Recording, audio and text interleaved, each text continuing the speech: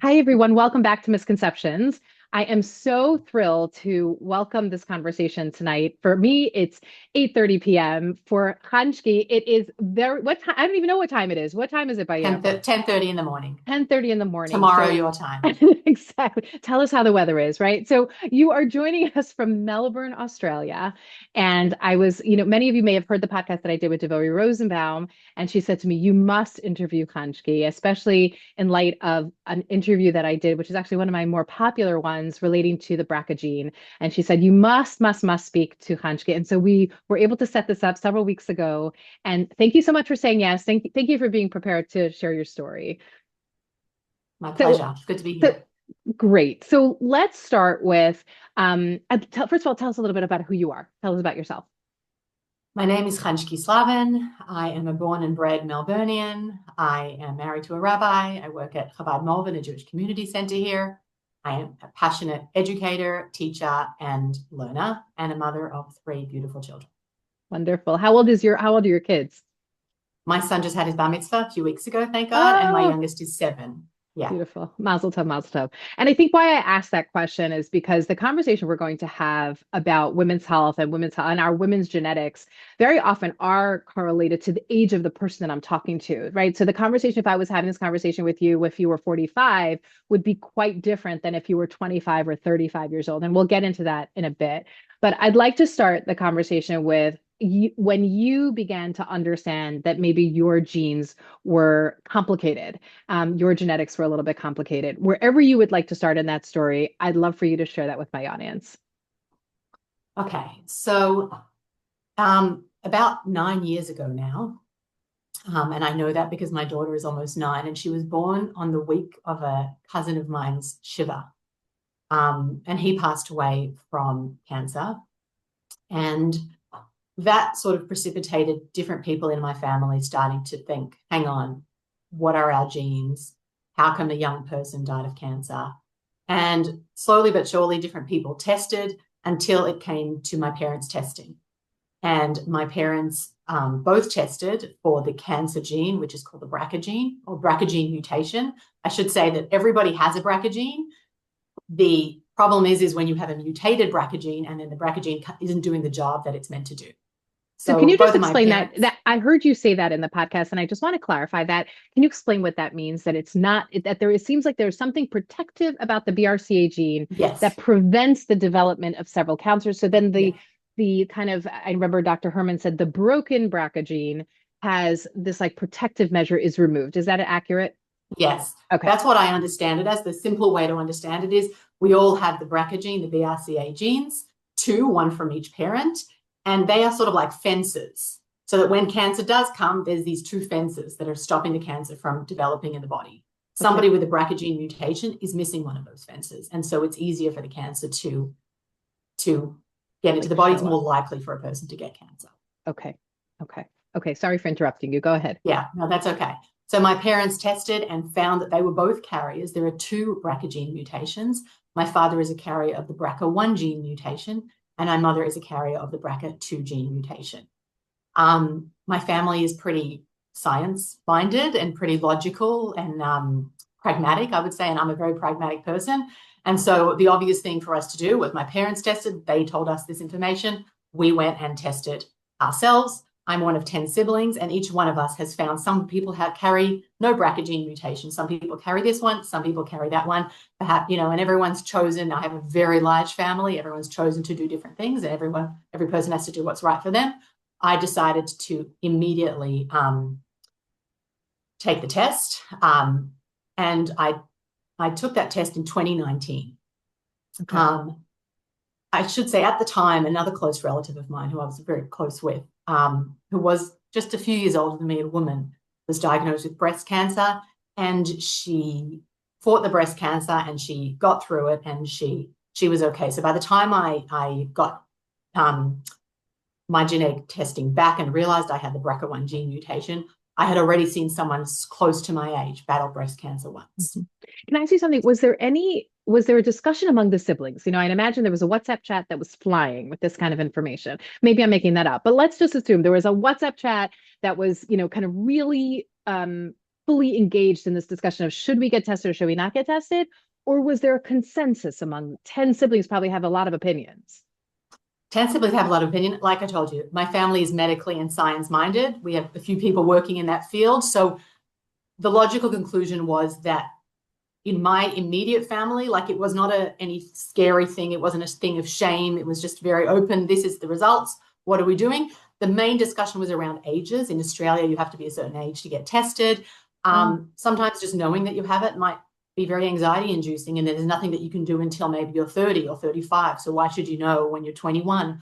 Those sort of questions came into play, but about talking about the gene and testing, not so much.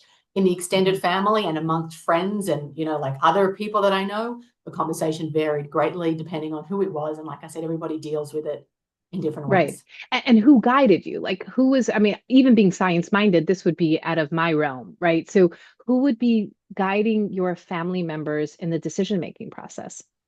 So I'm lucky that I have a really good family. Some of my cousins had already gone through testing because that's how we found out to test. I have a sister that works at that worked then in what are they called? Clinical trials in Oh, people with the BRCA gene in Israel. no So kidding. she Oh, had a wow. lot of information for us Okay. and could explain a lot of things. A very close friend of mine runs an amazing organization here called Eugene Labs. She's a genetic counselor, and she does sort of preemptive testing for genetic conditions, even before conception, actually, these days, so that you could know what is coming up. So I was very blessed that I had a lot of the right people around me to help guide me.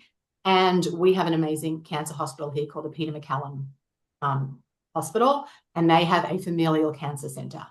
So Ah, once I realized that I had the gene, I was immediately referred there, and they have sort of a multidisciplinary team that helps support you and guide you through the questions. okay. So once you had the knowledge that you were indeed a carrier, first of all, I'm just curious also, especially I think you think about it, like you know that it's handed down from parents.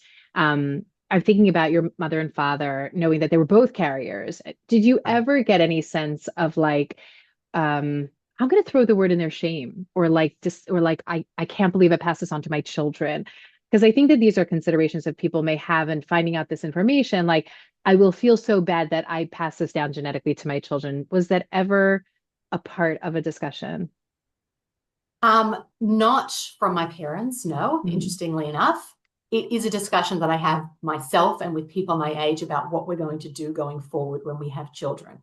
Have I Uh, passed it on to my children? What if I have another child, please go, like that, like will we do PGD, which is to screen the embryo to make sure they don't have the BRCA gene? What does the BRCA gene come along with? Maybe there's a lot of very good, positive traits that come along with people who have the BRCA gene, and do we want to start messing with genetics? Those conversations have happened, but I think from the older generation to the younger, not so much. It's interesting because I have the same gene as that cousin who was sick, and I'll talk about her a little bit more, but I'm pretty sure we both got the gene from our fathers, mm, who I'm pretty sure got the gene from their father, who was the sole survivor of his entire family from mm. Poland. So we don't have a very large medical history. So his sisters were killed long before they would have even developed BRCA-related cancer because they were in the Holocaust. So it, there's a sense of history that comes along with finding out about your genes. That was quite moving and interesting to me that I was connected to him in that way.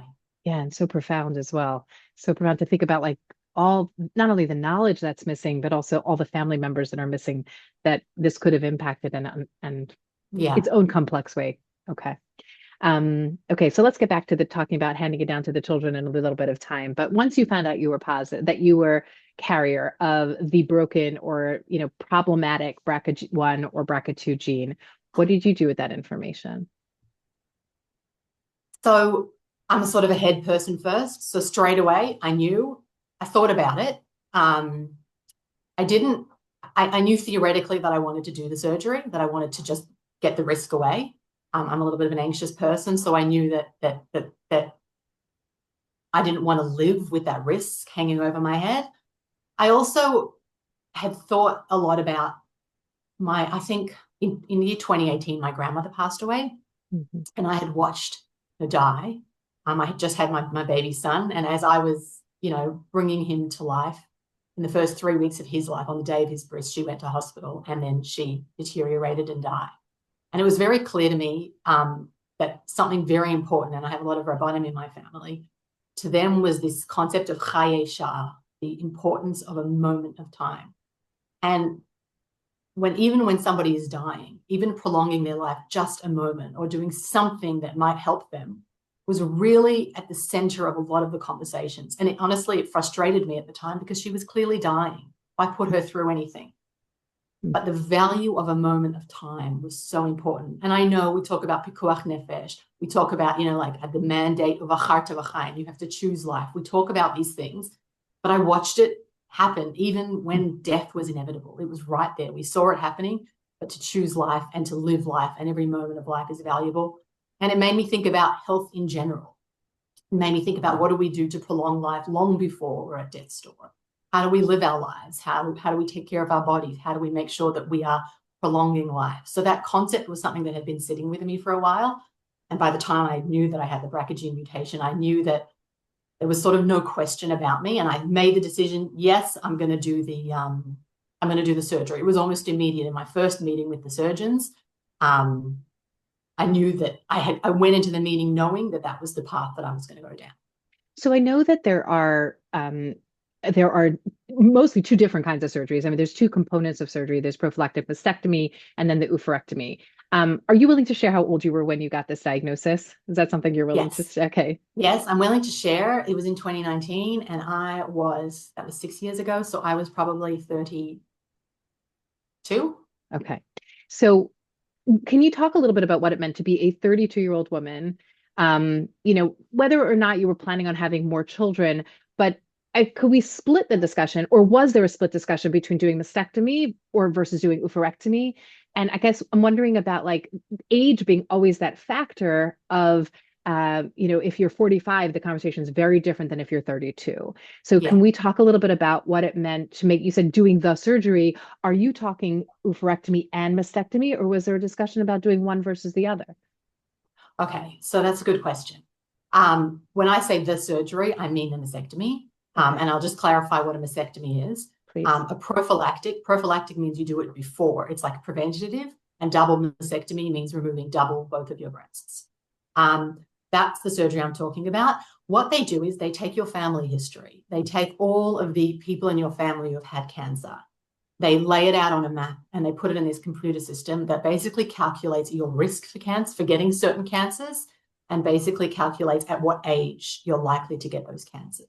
So because my cousin had gotten cancer at 38, they sort of said, by the age of 38, we don't want you to have, if you're going to do the surgery, do it before then, because that's when she got cancer and that's when your genes are likely to activate or not activate or whatever, Okay. The oophorectomy, and I still haven't had an oophorectomy, is they want me to do it between the ages of 40 and 42. Okay. And the reason is because an oophorectomy, removing your ovaries, would put your body into menopause. And then there are also health implications of early menopause on your body, which have to be balanced. And usually people who get ovarian BRCA1 related cancer, it usually happens after the age of 40. So they sort of work out based on you and based on your family history when the optimal time for you to do these things is. There is an option called to reduce the risk of ovarian cancer without oophorectomy, is to just remove your fallopian tubes. Oh, yes. So that's like a newer research. It's a newer thing. It's a newer thing because if the cancer starts in the ovary, it spreads through the fallopian tube to the body. So they think if they remove the fallopian tubes, it won't enter the body as much. So that's sort of the first preventative measure that you can do, and then you can get the ovaries removed. There is no scientifically proven effective way to screen for ovarian cancer. So with the ovarian part, the only option really is to remove your ovaries. With the breast part, there is a question of you can screen. So I started off screening. So every 6 months, I went for either an MRI or an ultrasound to screen, because we know that if you catch cancer early, you have a much stronger chance of curing it, of fixing it, or of reducing, the impact of it. And so that is an option. There's two options you can do. You can either go down the screening track or down the surgery track. So when making these decisions, so initially you went screening. Once you had that information, you'd made the decision to go screening. So yeah. Okay. So this is a conversation I don't know if everyone's going to want to hear it, but we have an amazing public health system in Australia. And the Peter MacCallum Hospital is a public hospital, which Okay. means that every Australian citizen is eligible to go there. And they have an amazing, like I said, those multidisciplinary teams. But the thing about public health system is you go on a wait list. So Yeah. it wasn't something that I can book and say, come, I'm coming next week and I want to do the surgery next week. It was something that I would have to wait to happen. Okay. I did have a look in the private system as well, but I was really comfortable with my surgeons and the team that I had at Peter Mac, and so I chose to go down that path.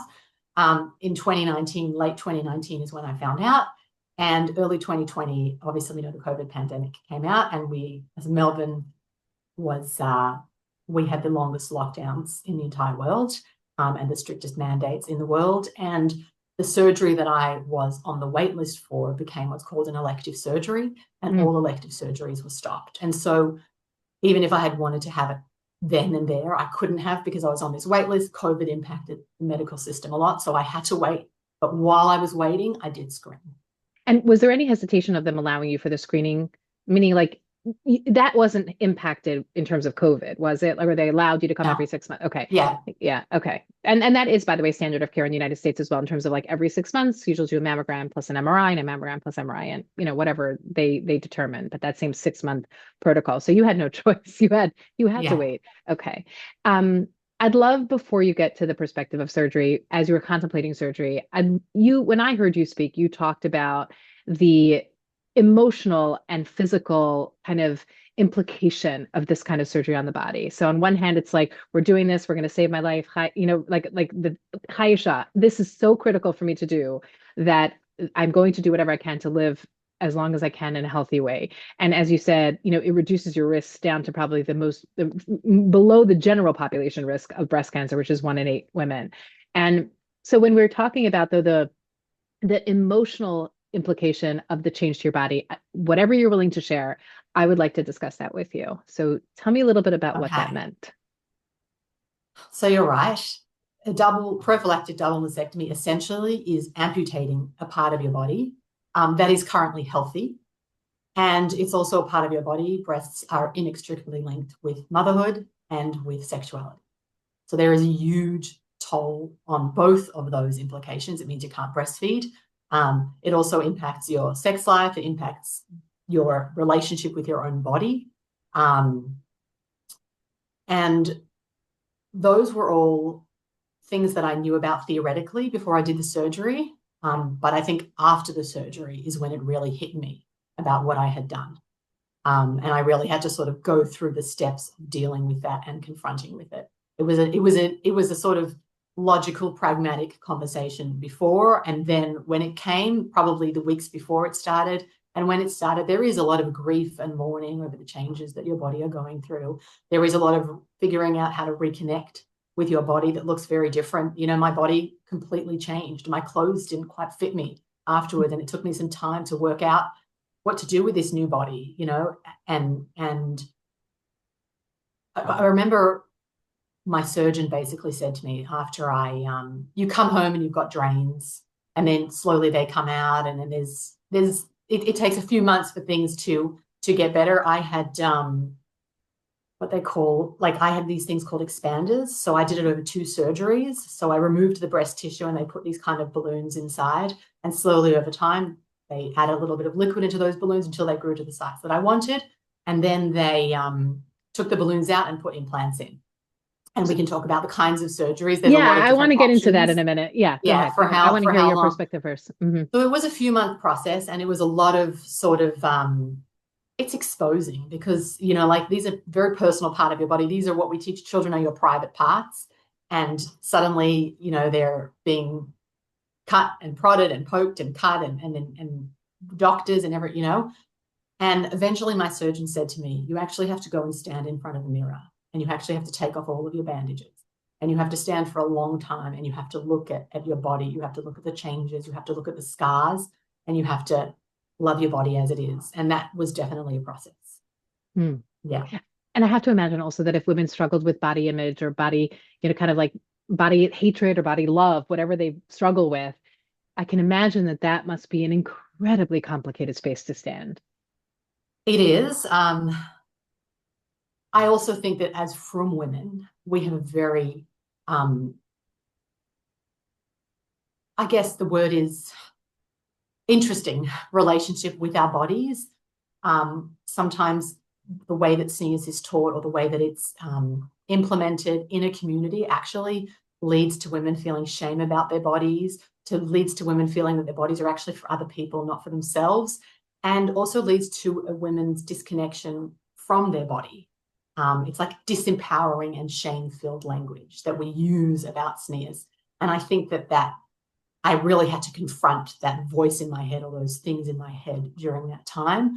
Instead of us owning our body and the power that comes with a woman's body, the creative power that comes, the beauty, the energy that comes, we sort of cover it up and we don't want to talk about it. So to have to look in the mirror and say, this is my body and these are the adjustments I've made to my body for this reason, and to really own it was a difficult process, like I said.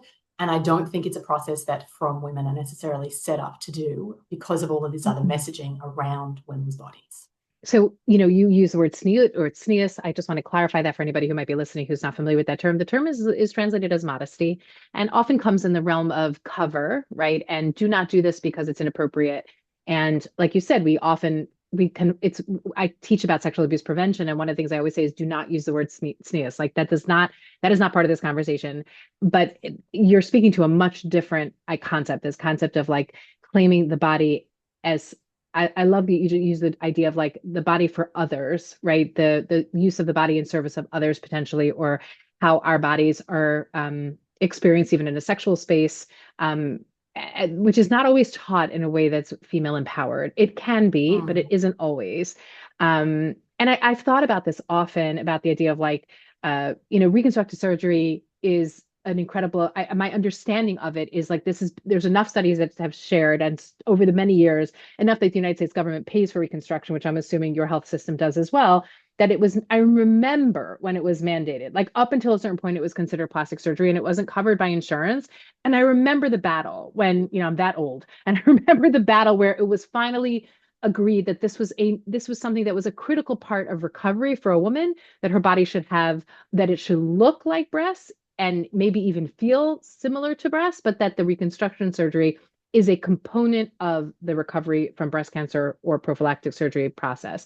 And I'm wondering about, maybe we can start with the decision as to do the implants versus there's several different kinds of procedures where they're using, very often I'm hearing one of the more popular ones is fat tissue that they're pulling from other places in the body, or the flap where they're pulling muscles from the belly. Like, what was the conversation about the decision to, of which surgery to have, but also with the acknowledgement that no matter what the surgery is, for most women, and I know that there is some surgeries today that actually are retaining the nipple, but for some women, it's a nipple-less part of their body. So it's not like, oh, you're going to look in the mirror and it's going to look just like your breast, just different, right? Can we talk a little bit about the decision as to what the surgery was? But more important to me actually is like, that claiming a part of your body that actually looks quite different than what it should look like. And I say should with, parentheses, with quotes. Or what you're used to it looking like. The skin that you're born in, you're changing the skin that you're born in. Yeah. So there are multiple ways. There are women who just go flat and who don't reconstruct. They don't, and there are women who choose to put implants in, which is what I did. Some women have one surgery where they remove the breast tissue and they put the implant in. Some women have to do it over 2 surgeries. It really depends on your breast shape. It depends if you want any sort of breast augmentation, changing anything around. It depends on if you want to keep your nipples or not.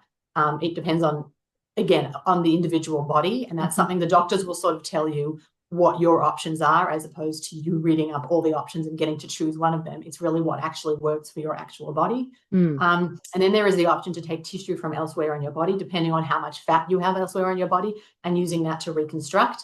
For me, the implants, I didn't love the idea of having a third, like some sort of tissue that's not my own in my body. But the DIP flap, you cannot really get pregnant. I mean, you can technically get pregnant after it, but because it messes with your stomach muscles and your stomach fat, it will sort of limit my options going forward. I said I was 32 years old, so that was a consideration for me. In Australia, I can go back in the future and get that surgery eventually. It comes with a tummy tuck, but Whatever that benefit. also has implications. So like Sure, there's for sure. once you start touching other Right. parts of your body, it can have other So would this be effects. And considered so like the least invasive? Would they say that this is the least invasive surgery? I And wouldn't even call prophylactic mastectomy not invasive. But the thank you for least that invasive, correction. yeah, the most straightforward would be just straight to implants. Yes, Yeah. that would Okay. be the most Okay. straightforward. And the Yeah. most straightforward would be not to keep your nipples. Okay. Okay. So, but again, if you want a certain look, there are amazing nipple tattooists, and there's amazing halacha being written about, That's again, right. tattoos for women to be able to feel comfortable in their own body. So that's hmm something hmm else to That's look at. I've seen, I It's mean, I've seen fascinating. that psack is out there. I have met the women who Yeah. have done it. I actually have a family member who is not a religious woman, but who is not yeah, she has a whole organization in Canada where she had people apply and they get a grant to get these magnificent tattoos on their breast, either Mm. on the breast tissue or on the breast area where there was they're amazing. It's called Empower Canada. Of course, it's not going to be for Wow. everybody, and obviously the tattooing for the to look like a nipple might be different than to look like flowers, but it's just the idea that women are trying to figure out ways to claim their own bodies in a way that Yeah. kind of aligns with them. Can you tell me a minute or so about like what was going on in your mind as you began to claim your body in that way? I just wonder what that psychological process was for you. Yeah. Yeah. So it was interesting. I was at Peter Mac, which is this cancer hospital, and most people at that hospital have cancer. And I was sitting in waiting rooms with people who had cancer. I woke up after my surgery, and the woman who was in the same room as me, we had a curtain in between, she had life-threatening cancer, and I was young and healthy. Mm, And sort of people would come up to me in the hospital and sort of rub my back and like, you're too young to be here, sort of thing. And I would be like, no, I'm healthy, like I'm fine. So that's how I began. I came out of surgery and I'd spent the months before in appointments looking at what cancer looked like for people who had to face mm, death. mhm, And so I was choosing life. And that already put me in a very different, I was the lucky one in the mm, room. And I still am the lucky one. So it was very different, I guess, coming from that perspective than coming from a perspective that I'm losing something. mm, I felt like I was winning by doing it.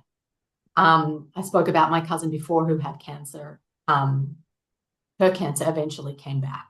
And the BRCA1 cancers that are associated with BRCA1 gene mutation are pretty aggressive. And her cancer came back with a vengeance. And as I was going through my process, she was going through her process of having metastasized cancer. And so I had a very clear vision of how lucky I was and what it could look like. mm, I have to say, I had some preconceived notions about plastic surgery, which were very quickly pulled apart after spending some time in a cancer hospital, because there are people who have disfigurements, there are people who have real body image issues, real like chunks of their body taken out because of certain surgeries. And these plastic surgeons are literally magicians because they give people back the ability to look in the mirror. They give people back the ability to walk in the street without everybody staring at them. They give people back their dignity. And so I had a whole different view of plastic mm, surgery than I mm, had ever had from before. mhm, And so all of that was happening at the same time. So I don't think that I quite felt what I think that you're implying that I might have felt, because I felt very lucky. mhm, Um, mhm, I felt very lucky. It took me some time, and it wasn't an overnight thing like I came home and be like, oh my gosh, my body's different.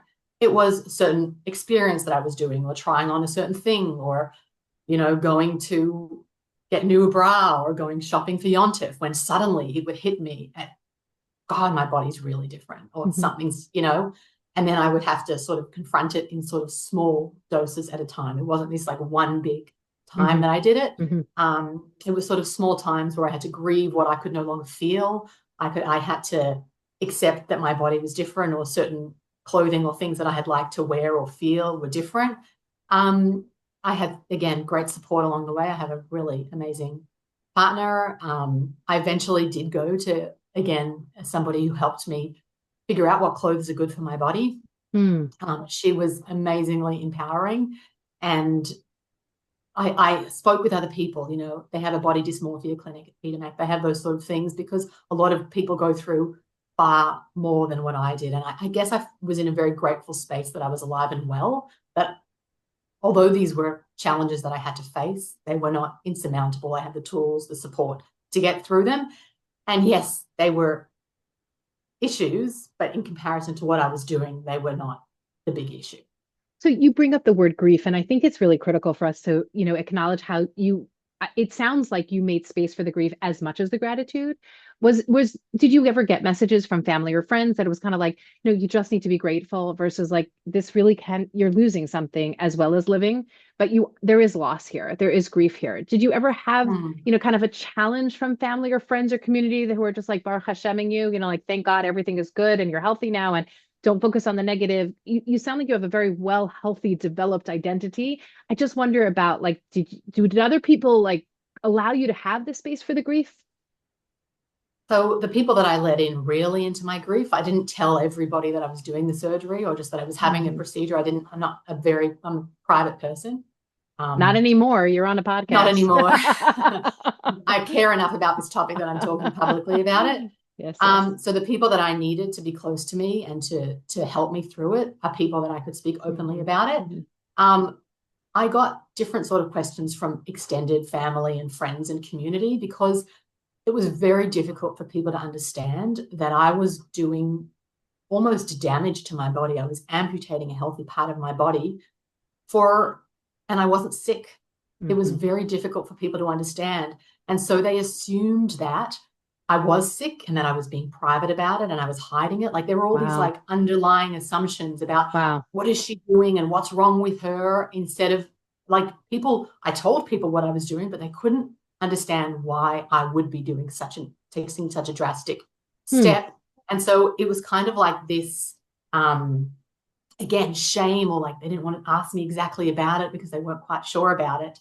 And that brings me, and we've discussed this before, and you know my line, because I think that we don't talk about cancer. We don't talk about death. We don't talk about illness. The second it's always in these hushed tones. When I grew up, we didn't say the word cancer. We didn't say the word breasts. So we didn't celebrate our bodies, nothing, so it was all like yena machla. And I always said, if I would ever talk about this, I would say yena machla and yena mokam. It's these euphemisms we use. Well, we didn't talk about facts. We didn't talk about reality. We didn't, give sunlight to these topics that need to be discussed. They were all sort of in the shadows. And so I think that for some people, depending on where in the world my family lived and what communities they were part of, some people, it was a very uncomfortable conversation for them to say, my relative has just removed her breasts. It's not a Shabbos table conversation that goes down in many communities. Right. People that are close to me and the people closely around, I had great support. But beyond that, it really varied based on where the person was at. And the thing that I did struggle with is it was such a clear, it was so clear to me to do this surgery and to prolong my life and to save my life. I thank God I have my children and I have a life and I want to live it to its fullest. So because that was my thought process, it took me a while to create space for other people's thought processes and the journeys that other people went on in sort of coming to terms with the fact that they carry a BRCA gene mutation, or to come to terms with the fact that they're at risk for certain cancers, to connect with their body. And we all know we've all been through different things and we're all going through different things. And each of us uses the tools that we've developed over our life to face new challenges. And I had the tools that I had and I did my journey. And the process that I had to go through was saying, they've got their tools and this is their journey. And I'm here if they need support. I'm here to talk about it. I'm very happy to talk about it. And over the years, I've gotten phone calls from different people who have eventually been ready to talk about it. But I think some people felt uncomfortable with the straightforward way that I went about it because they weren't able to do it in that way. And I found space for those people. And I everyone has to go through their own process and work with their own body, with their own medical professionals, with their own support group, and with their own tools that they have to face their genetic makeup. So when you talk about, one of the things you brought up earlier in the conversation, you talked about this idea of like, what do we do with this knowledge and information with our children? Like if you have a daughter, right? So especially a daughter, but if boys as well, and I think this is something I just want to remind people, if you haven't listened to Dr. Herman's conversation with me several episodes ago, please check it out because one of the things he really goes into the numbers about the men's cancers that go along with it, and so it's not just, first of all, it's not just breast cancer for women, it can be breast cancer for men. And there are other cancers that show up in that same family of genetic risk. And it's, when he said to me, oh, pancreatic cancer, I'm like, oh, I had that risk in my family. And all of a sudden, what I didn't think I had any concern about, I suddenly said, was like, we're making a genetics consult. We're going to figure this if I should get tested. And I think that one of the things I think about though is like, what do we do with this knowledge and information? He talks quite a bit about that, but I want to hear the personal perspective of like, now I have this knowledge and remember as you said, like the only way to prevent this from being transmitted down to a child, if you know you have if you're BRCA positive, would be PGD testing. Would be it's IVF, it's selection of the embryos, it's testing of the embryos, and only transferring those that are non-carriers. And that's expensive, and our insurance won't cover that. That's not considered anything that would be, at least not in the United States, it's not covered. So you don't have very many options. And I'm wondering about how you think about once I have this knowledge, now what do I do with this knowledge in terms of, and again, you don't need to speak from your own personal choice, but like as you're hearing women talk about this, how are they thinking about the next generation? And also in terms of conversation with your children and testing them.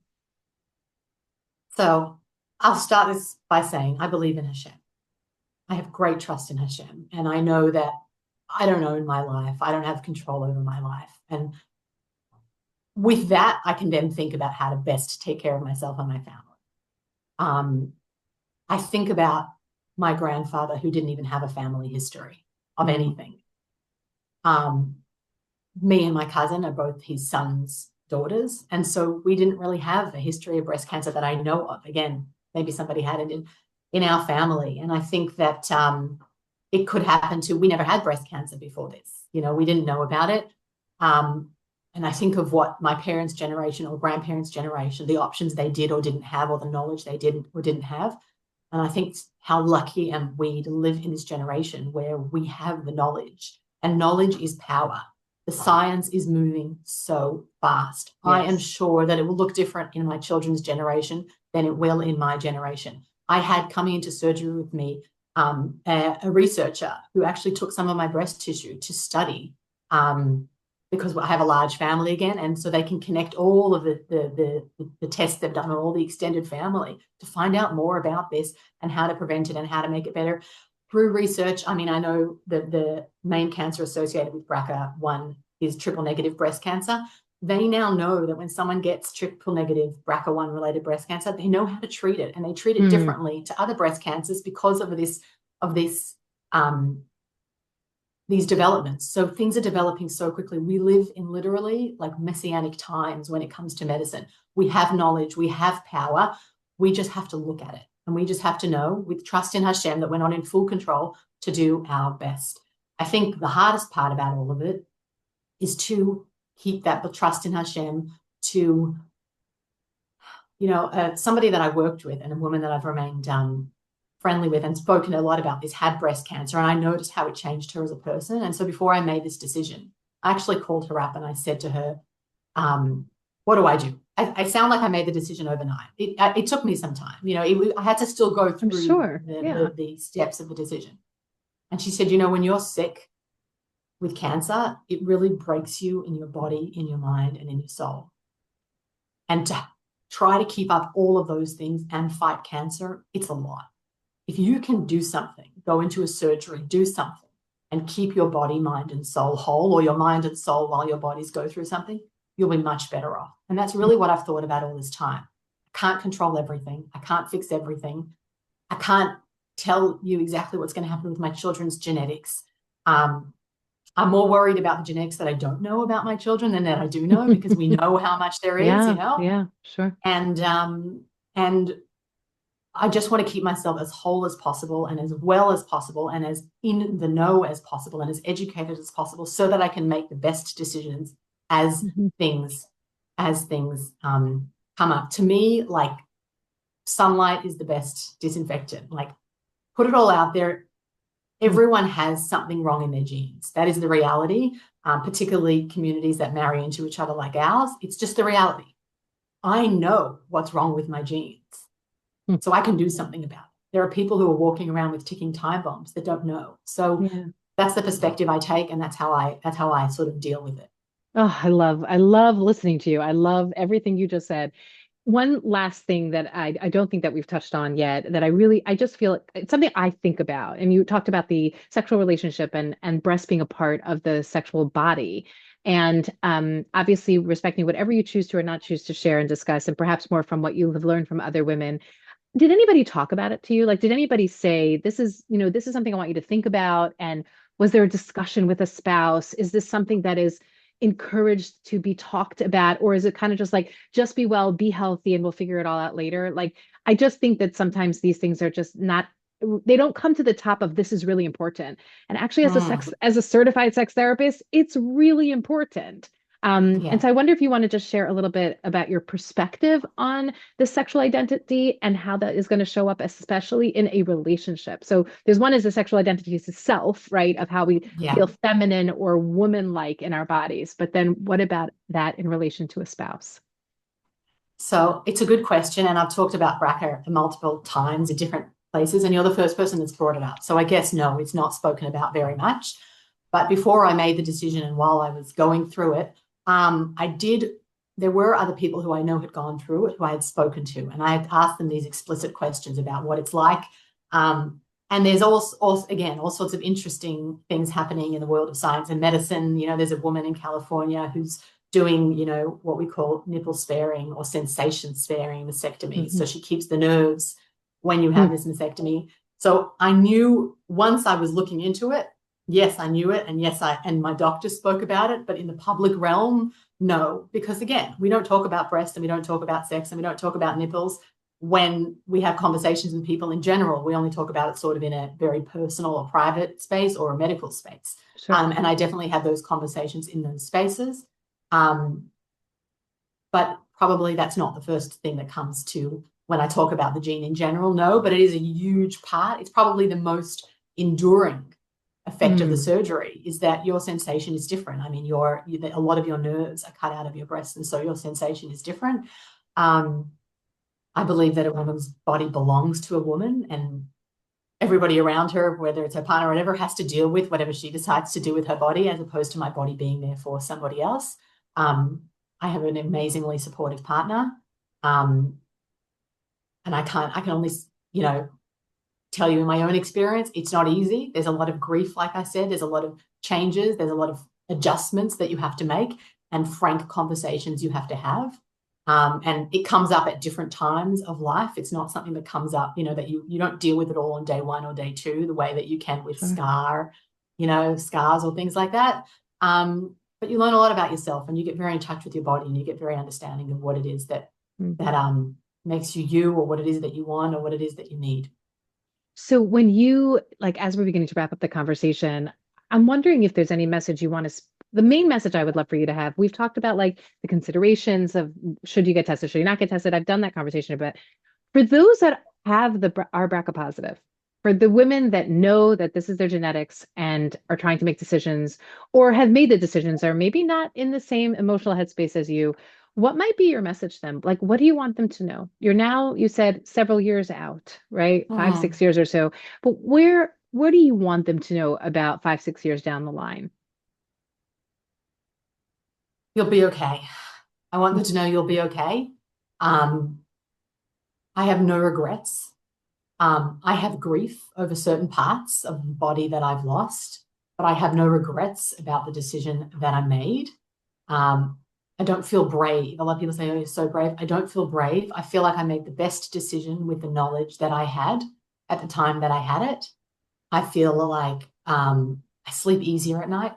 Mhm. I'm not worried.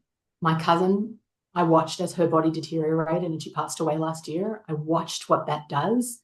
And I think, my God, I got a second chance. I got to save my life. I'm living on like every minute of my day is extra time that I have because I have dodged a bullet, quite literally. And it's not easy. I don't want to pretend that it was an easy decision or an easy process, but I'm stronger for it. I'm on the front foot about my health instead of the back foot. I'm not waiting for a dreaded phone call that something's wrong. I'm looking at my results. I'm looking at my genes. I'm knowing what I'm coming up to. I know that I'll soon be 40 and there'll be more things to do. I'm very actively involved and looking at things and knowing what your weak spots are, what your genes are. It's a lot more empowering than putting it in the too hard basket and closing the door on a dark cupboard and saying, I can't look, because then who knows what's in that cupboard? I know what's in my cupboard. It's not all great, but at least I know what is in there. Like we all say, we're all carrying a pecklet around. We're all schlepping something around with us. I know what I'm schlepping. I know what I'm schlepping, and I'm opening the package up and I'm looking at it completely instead of it being this dark, unknown thing that I don't know. Okay, can you pick one or two misconceptions that you want people to know that these are misconceptions when it comes to BRCA and having Yeah. that genetic makeup? Okay. So people with the BRCA gene mutation are not sick. They may never get sick. I had an almost 80% chance of getting breast cancer, but I had a 20-something% chance that I wasn't going to get breast cancer. There's so much stigma in our community involved with genes, and we don't really talk about what we carry, and that's a conversation for another day. But someone with a BRCA gene mutation is not sick. It just means they know more than you do about their genes, and hopefully they'll take steps to make sure that they're healthy. That's what the BRCA gene mutation is. That's step number one. Step number two is that I think it's estimated almost 40% of the Ashkenazi Jewish community carries the BRCA gene mutation. I know Sephardim that carry it too. Men and women, like we said, men can get breast cancer.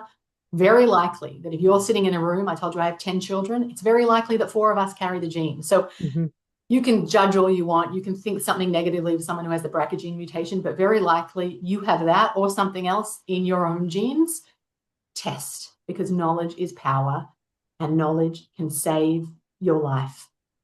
I have seen heartbreaking stories and in my own family of people who have passed away and the long-term effects it has on not only passed away, who have been sick. Having a mother that is sick changes the dynamic of a family and changes things. And it's an immense difficulty for that family to go through. We have the ability to look at our genes and we have the ability to do something about it and to prevent that difficulty. Life is filled with difficulties. Let's just cross this one off the list. Oh, Chanchkie, this was such a phenomenal conversation. I thank you so very much for your openness, your vulnerability, and your raw, just honesty about this. And I know that somebody's going to listen to this and say, I'm going to get tested, and somebody's going to find out that they're positive, and it's going to save somebody's life. I know that. So thank you for being a part of that. Thank you. Thank you for having me. And I just want to say to all the audience, like I said, I'm a private person. I don't talk, but this is something that I'm very passionate about. And I feel that it can really save lives. And so if you do have any questions or you are unsure, please reach out to me. And I'm going to put your contact information that you'll share. I'll put that into the episode show notes. So thank you so much. Thank you.